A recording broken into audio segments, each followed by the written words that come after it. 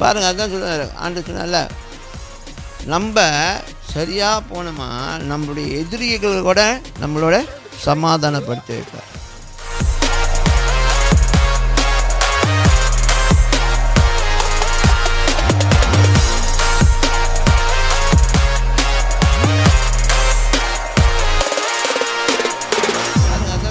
ஆண்டு சொன்னால, நம்ம சரியாக போனோமா நம்மளுடைய எதிரிகள் கூட நம்மளோட சமாதானப்படுத்தி வைப்பார்.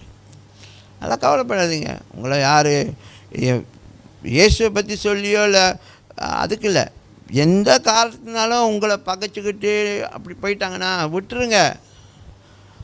உங்கள் மனசு சரியாக இருந்துச்சுன்னா நீங்கள் நல்லவருடைய குணத்தில் செயல்படும்பொழுது அந்த நல்லவர் அவங்கள உங்கள் மத்தியில் சமாதானத்தோடு கொண்டு வந்து சேர்ப்பார்.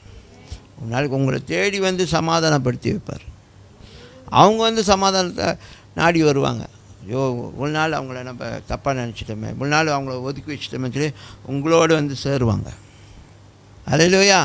அதெல்லாம் வந்து நல்ல கிரியைகள், ஆண்டவர் செய்கிற வேலை, அது பரிசுத்தாவி செய்கிற வேலை. ஓகே. ஆனால் ஹலோ,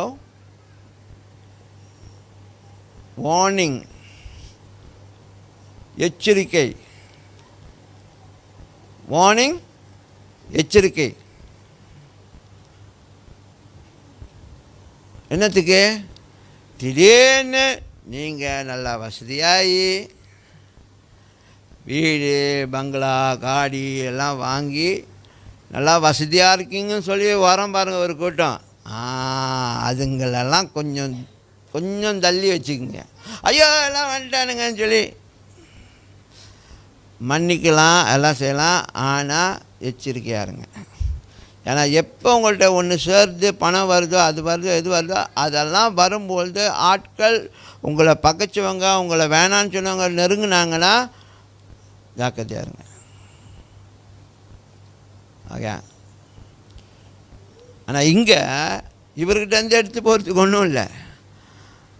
ஆண்டவரே அவங்கள அனுப்புகிறார். நீங்கள் போய் அவரை பாருங்கள் அப்படின்னு சொல்லி.